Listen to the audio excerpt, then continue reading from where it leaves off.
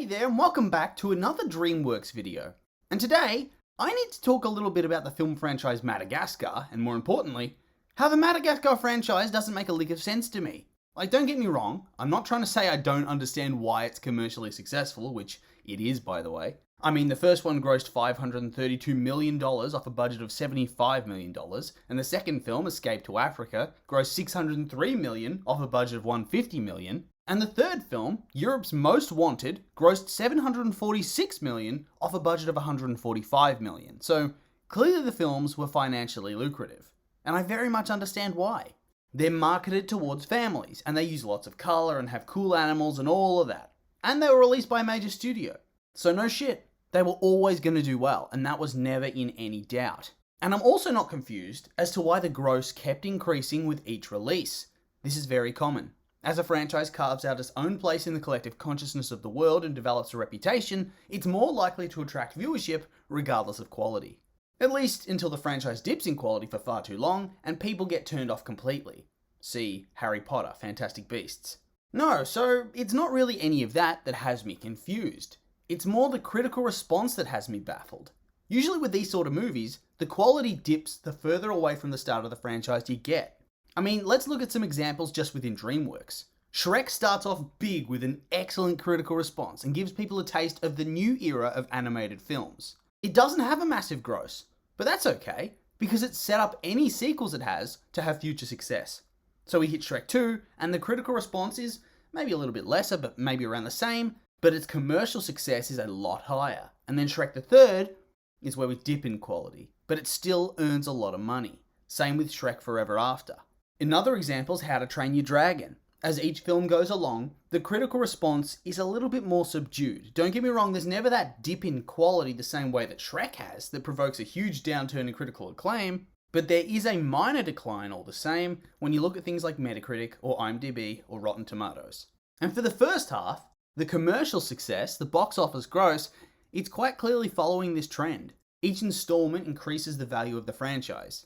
Each film built off the success of the film that came before, doing slightly better in terms of its worldwide earnings. But this wasn't the case for how each film performed in terms of their critical success.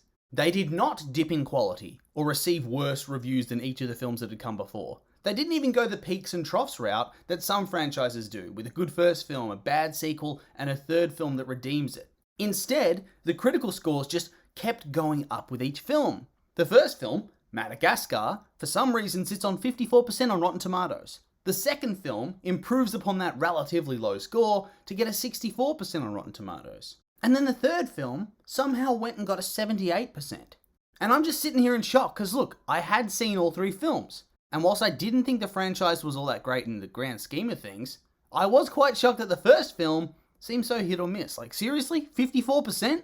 Yeah, it didn't reinvent cinema, but surely it deserves a higher score than that. I mean, this is the one that started it all. It was when the franchise was at its freshest, wasn't it? If anything, I think these scores should have gone in reverse. Was I so out of touch? Was I just wrong on this issue? Surely my nostalgia hadn't blinded me to this extent, right? Wrong, because I rewatched the films, and I watched clips and videos for the first time in years.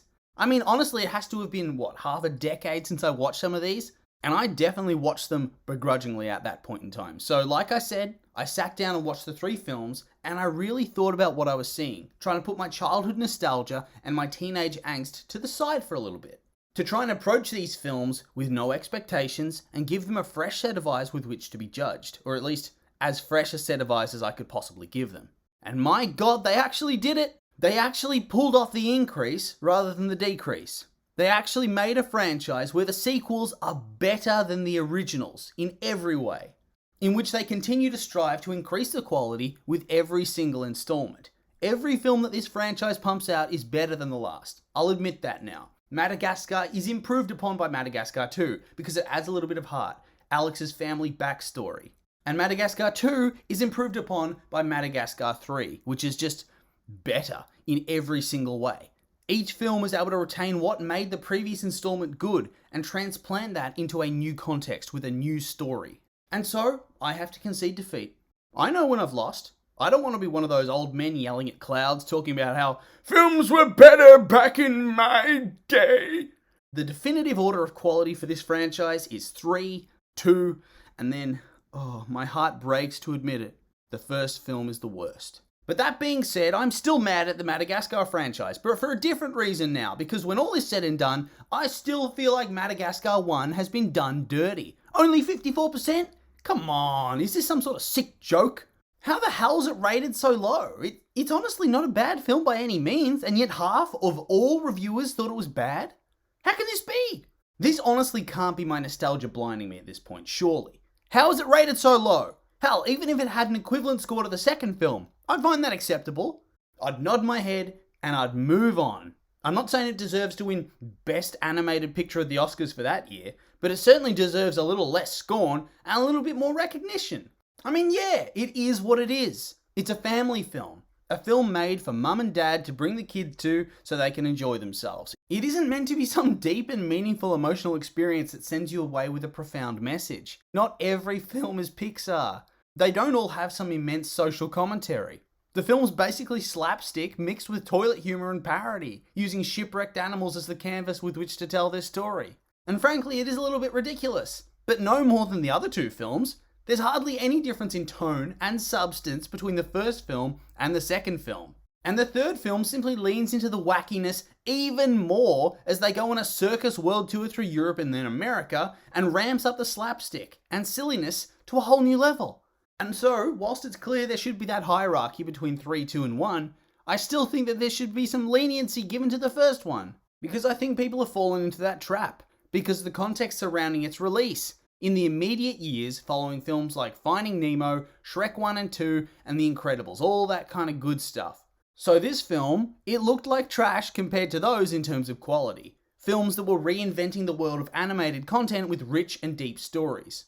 And so, the admittedly silly kids flick about shipwrecked animals probably got more scorn than it would have a decade later, simply because it released right in those early days where people didn't want to move away from this new style. These new great stories. Even the second one did suffer from this a little bit in my view. But by the time of the third one, I think audiences and critics had come to appreciate these types of films a little bit more. They may not be as good as the top level films, but now they can earn a bit more praise and they're not being judged by those same unfair standards. And so, because of this, Madagascar still makes me mad because those first two films are not as bad as the critical scores would suggest. They simply released in an era that they just couldn't compete in. But anyway, those have just been my opinions. And now I'd like to hear yours. What did you think of the Madagascar trilogy? You like it? You hate it? Think I'm completely wrong? I'm curious for your thoughts, so make sure to like, comment, and subscribe and let me know.